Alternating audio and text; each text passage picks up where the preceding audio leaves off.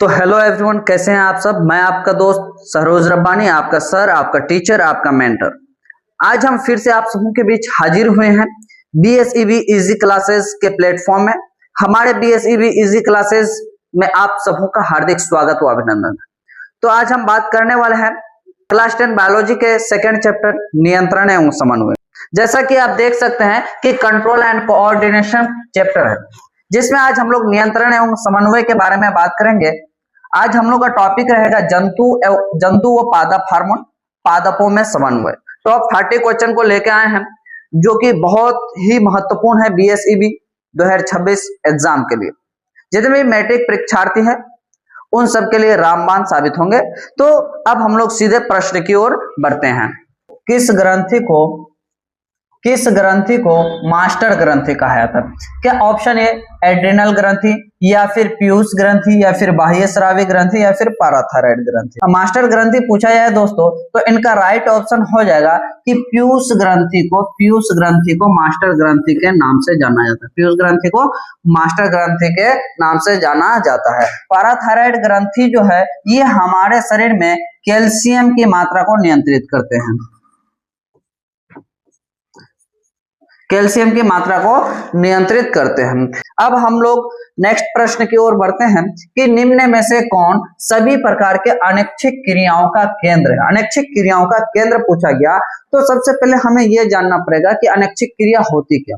अनैच्छिक क्रिया वह सारी क्रियाएं होती हैं जो हमारे इच्छा के अनुसार नहीं होती है, जैसे कि दिल का धड़कना हो गया, लार आना हो गया, वमन आना हो गया। अनैच्छिक क्रियाओं का केंद्र क्या अनुमस्तिष्क होंगे, या पॉन्स होंगे, या परमस्तिष्क होंगे, या फिर मेडुला ऑब्लंगेटा होंगे? तो आपका राइट ऑप्शन हो जाएंगे दोस्तों मेडुला ऑब्लंगेटा। मेडुला ऑब्लंगेटा को अनैच्छिक क्रियाओं का केंद्र कहा जाता है। अनुमस्तिष्क जो होते हैं, ये मस्तिष्क का दूसरा सबसे बड़ा भाग होता है। मस्तिष्क का दूसरा सबसे बड़ा भाग होता है।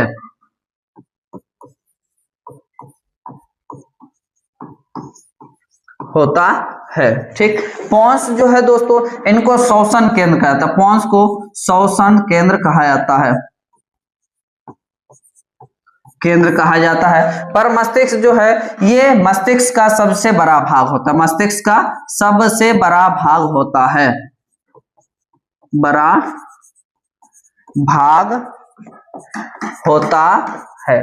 ठीक है दोस्तों। अब हम लोग अगले प्रश्न की ओर बढ़ते हैं कि निम्न में से कौन प्रकाशग्राही अंग है? ऑप्शन देख लेते हैं। क्या नाक होंगे, कान होंगे, या त्वचा होंगे, या आंख होंगे? प्रकाशग्राही अंग कौन सा है, यानी हमारे शरीर का वो कौन सा अंग है जो प्रकाश की सहायता से कार्य करते हैं? राइट ऑप्शन आंख हो जाएंगे, क्योंकि आंख जो है प्रकाशग्राही अंग है। आंख बगैर प्रकाश के किसी भी वस्तु को नहीं देख सकते।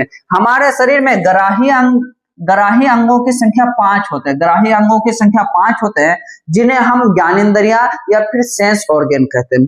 तो ग्राही अंगों की संख्या 5 होते हैं, जैसे कि आपका आंख हो गया,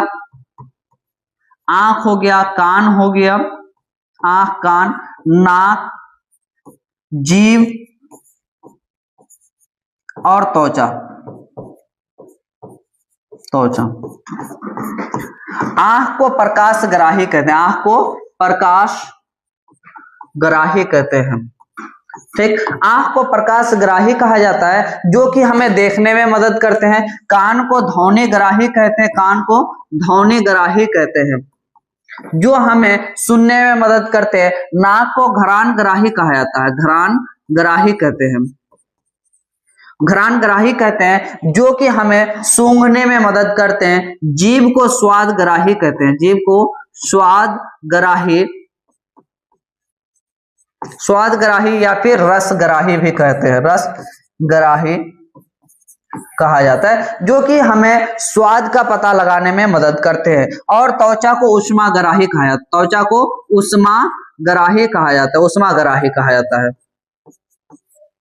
ठीक, जो हमें ऊष्मा का, ठंडी गर्मी का पता करने में मदद करते हैं। अब हम लोगों का अगला प्रश्न है दोस्तों कि निम्न में से कौन अनैच्छिक क्रिया वह क्रिया है जो हमारे इच्छा के अनुसार नहीं होते हैं? तो देख लेते, हाथ हिलाना हाथ हिलाना तो ऐच्छिक क्रिया, मेरे इच्छा के अनुसार हम चाहे तो अपने हाथ को फैला सकते हैं, अपने हाथ को मोड़ सकते हैं, ये तो नहीं होगा दोस्तों। उसके बाद क्रिकेट खेलना, ये भी मेरे इच्छा अनुसार, मन करेगा तो क्रिकेट खेलेंगे, नहीं करेगा मन तो नहीं खेलेंगे, ये भी नहीं होगा।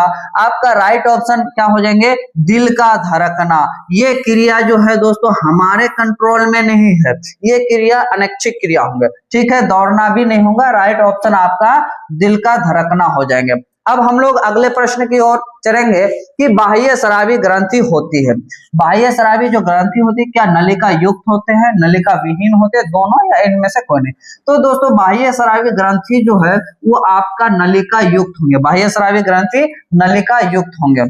अब हम लोग अगले प्रश्न की ओर बढ़ते हैं कि नशायुक्त पदार्थों का, नशायुक्त पदार्थ का सेवन करने से निम्न में से कौन प्रभावित होता है?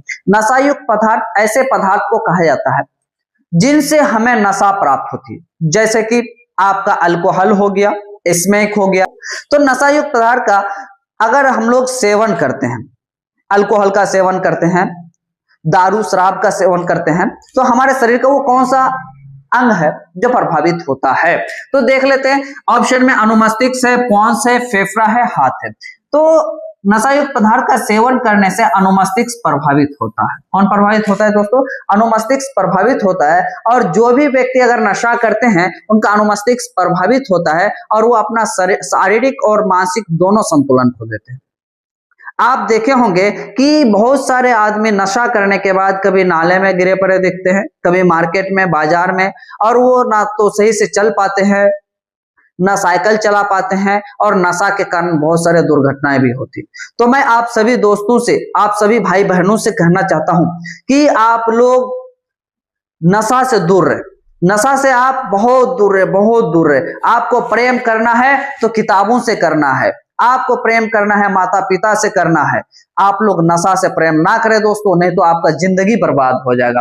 और अनुमस्तिष्क हमारे शरीर का संतुलन बनाए रखने में मदद करते हैं। पोन्स को श्वसन केंद्र कहा जाता है, पोन्स को श्वसन केंद्र कहा जाता है, केंद्र कहते हैं, पोन्स को श्वसन केंद्र कहते हैं। अब हम लोग अगले प्रश्न की ओर बढ़ते हैं कि शरीर की सबसे लंबी कोशिका कौन होंगे?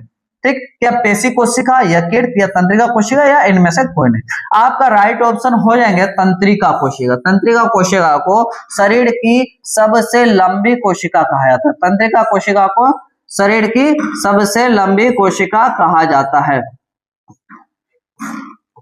आपका राइट ऑप्शन हो जाएंगे दोस्तों, आपका राइट ऑप्शन हो जाएंगे तंत्रिका कोशिका।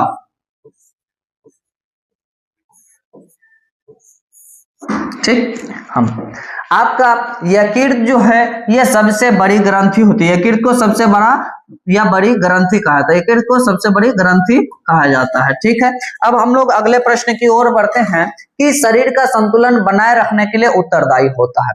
वो कौन है जो हमारे शरीर का संतुलन बनाए रखता है? क्या हाइपोथैलेमस होंगे, या फिर अनुमस्तिष्क होंगे, या थैलेमस होंगे, या लीवर होंगे? तो आपको पता है दोस्तों कि अनुमस्तिष्क जो है हमारे शरीर का संतुलन बनाए रखने के लिए उत्तरदायी होते हैं। हाइपोथैलेमस जो है सभी प्रकार के भावना व इच्छाओं का केंद्र होता है, सभी प्रकार के भावना वो इच्छाओं का केंद्र होता है, इच्छाओं का केंद्र होता है। ठीक है दोस्तों, उसके बाद लीवर, यह सबसे बड़ी ग्रंथि, यह सबसे बड़ी ग्रंथि है। ठीक है, उसके बाद हम लोग अगले प्रश्न की ओर बढ़ते हैं कि अनैच्छिक क्रियाओं जैसे रक्तचाप, लार आना, वमन आना का नियंत्रण कौन करता है? ठीक, हमारे शरीर में जैसे रक्तचाप हो गया, लार आना हो गया, उल्टी आना हो गया, इन सब क्रियाओं को कौन नियंत्रित करता है? तो ये सारे के सारे अनैच्छिक क्रिया है, और अनैच्छिक क्रियाओं को नियंत्रित करते हैं मेडुला। कौन नियंत्रित करते हैं दोस्तों? मेडुला नियंत्रित करते हैं। पर मस्तिष्क, ये मस्तिष्क का सबसे बड़ा भाग हो जाएगा, ये मस्तिष्क का सबसे बड़ा भाग होता है, बड़ा भाग होता है। ठीक है, उसके बाद पोन्स, ये श्वसन केंद्र कहलाता है, श्वसन केंद्र कहलाता है। ठीक है। अनुमस्तिष्क हमारे शरीर का संतुलन बनाए रखने में मदद करते हैं, शरीर का संतुलन बनाए रखने में मदद करते हैं और ये मस्तिष्क का दूसरा सबसे बड़ा भाग होता है, दूसरा सबसे बड़ा भाग होता है। ठीक है दोस्तों, अब हम लोग अगले प्रश्न की ओर चलेंगे कि निम्नलिखित में से कौन सी एक अंतःस्रावी एवं बाह्य स्रावी दोनों स्वभाव के होते हैं, कि वो कौन सी ग्रंथि है जो अंतःस्रावी और बाह्य स्रावी दोनों स्वभाव के होते हैं। तो ऑप्शन ये देख लेते हैं कि अग्नाशय होंगे या फिर पीयूष ग्रंथि होंगे या थायरॉक्सिन होंगे या फिर थायराइड होंगे। तो आपका राइट ऑप्शन अग्नाशय हो जाएंगे। राइट ऑप्शन जो है दोस्तों आपका अग्नाशय हो जाएंगे। अग्नाशय एक ऐसी ग्रंथि है जो दोनों स्वभाव के होते हैं, अंतःस्रावी और बाह्य स्रावी दोनों स्वभाव के होते हैं। पीयूष ग्रंथि को मास्टर ग्रंथि कहते हैं, पीयूष ग्रंथि को मास्टर ग्रंथि कहते हैं, पीयूष ग्रंथि को मास्टर ग्रंथि कहते हैं। ठीक है, अब हम लोग अगले प्रश्न की ओर बढ़ते हैं कि किस हार्मोन को लव हार्मोन कहा जाता है। क्या एंटी डायूरेटिक होंगे या फिर वृद्धि हार्मोन होंगे या ऑक्सीटोसिन हार्मोन होंगे या प्रोलैक्टिन हार्मोन होंगे। तो लव हार्मोन दोस्तों ऑक्सीटोसिन को लव हार्मोन कहा जाता है, ऑक्सीटोसिन को लव हार्मोन कहा जाता है। आपका राइट ऑप्शन ऑक्सीटोसिन हो जाएंगे। प्रोलैक्टिन हार्मोन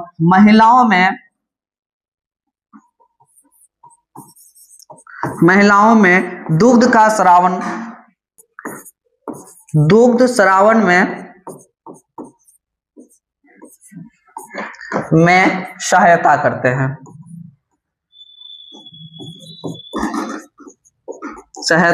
हैं।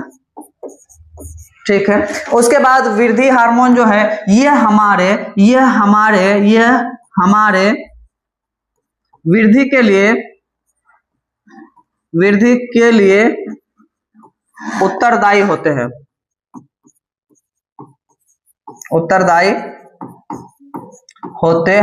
ठीक है, अब हम लोग अगले प्रश्न की ओर बढ़ते हैं कि मस्तिष्क उत्तरदायी होता है शरीर का संतुलन बनाने के लिए या फिर हृदय स्पंदन के लिए, सोचने के लिए, या इनमें से सभी। तो हमारे जो मस्तिष्क होते हैं दोस्तों वो शरीर का संतुलन बनाने के लिए भी उत्तरदायी होते हैं, हमारे हृदय स्पंदन के लिए भी उत्तरदायी होते हैं और सोचने के लिए भी उत्तरदायी होते हैं। तो इनका राइट ऑप्शन हो जाएंगे कि इनमें सभी, all of this right option हो जाएंगे। अब हम लोग अगले प्रश्न की ओर बढ़ते हैं कि दो तंत्रिका कोशिका के मध्य जो खाली स्थान होते हैं क्या कहते हैं। अच्छा, अब हम लोग देख लेते हैं एक तंत्रिका कोशिका ये हो गया हम लोग का, और एक तंत्रिका कोशिका ये हो गया। इन दोनों के मध्य जो खाली स्थान है, इन दोनों के मध्य में जो खाली स्थान है, इन खाली स्थान को क्या कहा जाता है। ये जो खाली स्थान है दोस्तों, इस खाली स्थान को क्या कहा जाता है। क्या परमस्तिष्क कहेंगे, मेडुला कहेंगे, सिनेप्स कहेंगे या एक्सोन कहेंगे। देखिए, दो तंत्रिका कोशिका के मध्य खाली स्थान को सिनेप्स कहते हैं, तो आपका राइट ऑप्शन हो जाएंगे दोस्तों सिनेप्स। दो तंत्रिका कोशिका के मध्य खाली स्थान को सिनेप्स कहते हैं। ठीक है, मेडुला सभी प्रकार के अनिच्छिक क्रियाओं को नियंत्रित करते हैं और परमस्तिष्क मस्तिष्क का सबसे बड़ा भाग होता है। अब हम लोग अगले प्रश्न की ओर बढ़ते हैं कि निम्न में से कौन सा पादप हार्मोन है। पादप हार्मोन कहने का मतलब कि वो कौन सा हार्मोन है जो पेड़ पौधों का हार्मोन है। क्या थायरॉक्सिन होंगे, इंसुलिन होंगे, साइटोकाइनिन होंगे या एस्ट्रोजन। तो आपका राइट ऑप्शन हो जाएंगे कि साइटोकाइनिन को पादप हार्मोन कहा जाता है। इंसुलिन की कमी से मधुमेह रोग होते हैं,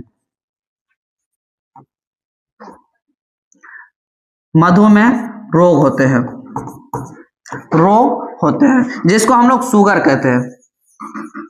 ठीक, अब देखिए दोस्तों, एस्ट्रोजन को फीमेल सेक्स हार्मोन कहते हैं, फीमेल सेक्स हार्मोन कहते हैं।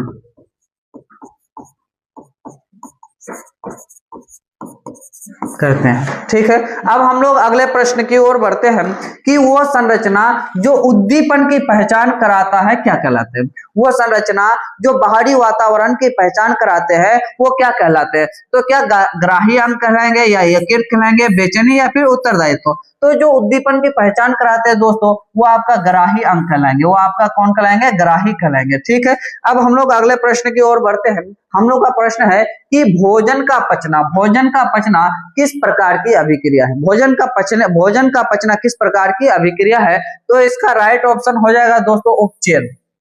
भोजन का पचना उपचयन अभिक्रिया है। अब हम लोग अगले प्रश्न की ओर बढ़ते हैं कि मानव में डायलिसिस थैली है, मानव में डायलिसिस थैली है। क्या नेफ्रॉन होंगे, न्यूरॉन होंगे, माइटोकॉन्ड्रिया होंगे या फिर कोई नहीं। तो देखिए दोस्तों हमारे किडनी में 10 लाख से अधिक सूक्ष्म संरचनाएं पाई जाती है जिन्हें नेफ्रॉन कहते हैं। तो आपका राइट ऑप्शन जो है नेफ्रॉन हो जाएंगे, राइट ऑप्शन नेफ्रॉन हो जाएंगे। यह सबसे लंबी कोशिका होती है, लंबी कोशिका होती है। माइटोकॉन्ड्रिया को कोशिका का ऊर्जा गृह कहा जाता है, कोशिका का ऊर्जा गृह कहा जाता है, ऊर्जा गृह कहा जाता है यानी पावर हाउस, पावर हाउस कहा जाता है। ठीक है दोस्तों, अब हम लोग अगले प्रश्न की ओर बढ़ते हैं कि थायरोक्सिन का स्रावन कहां से होता है, थायरोक्सिन का सेक्रेशन कहां से होता है। क्या थायराइड होंगे, विरसन होंगे, वृक्क होंगे या फिर यकृत होंगे। थायरोक्सिन का स्रावन थायराइड से होता है, राइट ऑप्शन आपका थायराइड हो जाएंगे। ठीक है दोस्तों, अब हम लोग अगले प्रश्न की ओर बढ़ते हैं। ग्वाइटर अथवा घेंगा रोग पनपता है, ग्वाइटर या अथवा घेंगा रोग पनपता है। क्या रक्त की कमी से पनपता है, आयोडीन की कमी से पनपता है, चीनी की कमी से या फिर प्रोटीन की कमी से। आपका राइट ऑप्शन बी हो जाएंगे दोस्तों, आयोडीन की कमी से ग्वाइटर अथवा घेंगा रोग पनपता है। ठीक है, अब हम लोग अगले प्रश्न की ओर चलते हैं कि निम्न में से कौन सभी प्रकार के भावना व इच्छाओं का केंद्र माना जाता है। क्या ग्राही अंग को, यकृत को, हाइपोथैलेमस या फिर थैलेमस को। तो आपका राइट ऑप्शन हाइपोथैलेमस हो जाएंगे। हाइपोथैलेमस को सभी प्रकार के भावना व इच्छाओं का केंद्र माना जाता है।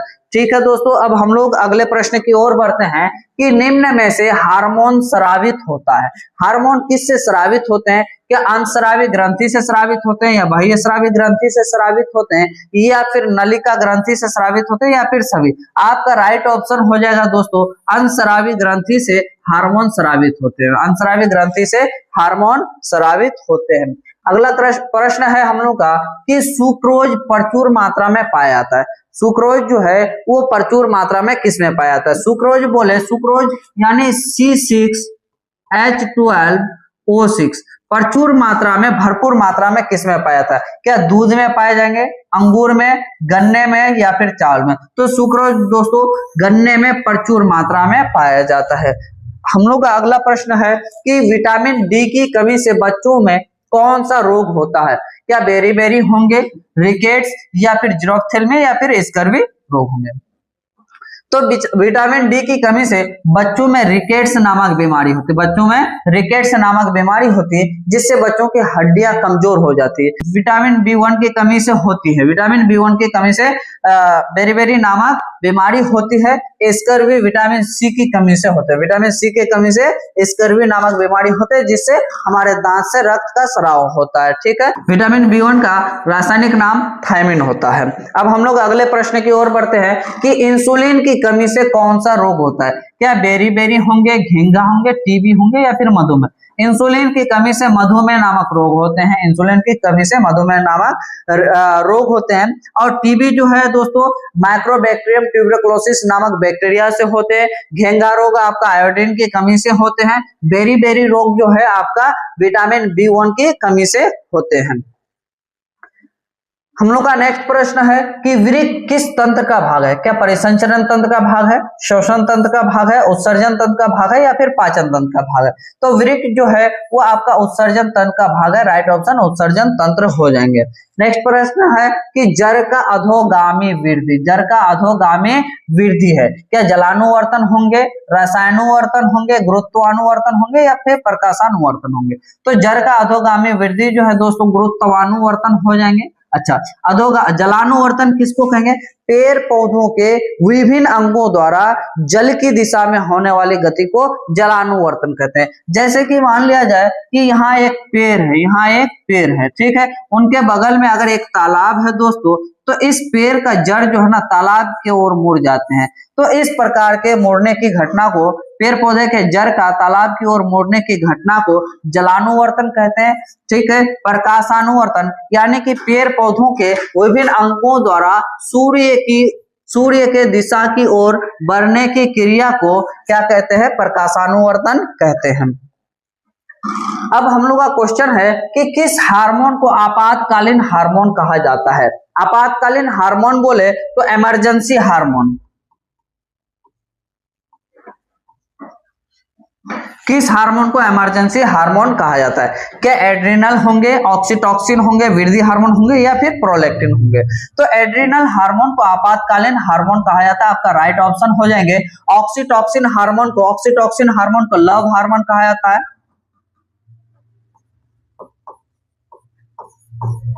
लव हार्मोन कहा जाता है, ठीक है। वृद्धि हार्मोन हमारे वृद्धि के लिए सहायक होते हैं, वृद्धि के लिए सहायक होते हैं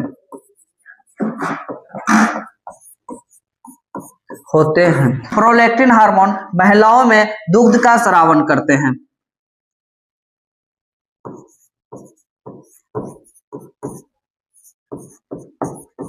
में दुग्ध का स्रावन करते हैं, ठीक है। अब हम लोग अगले प्रश्न की ओर बढ़ेंगे कि केंद्रीय तंत्रिका तंत्र में शामिल है, यानी सेंट्रल नर्वस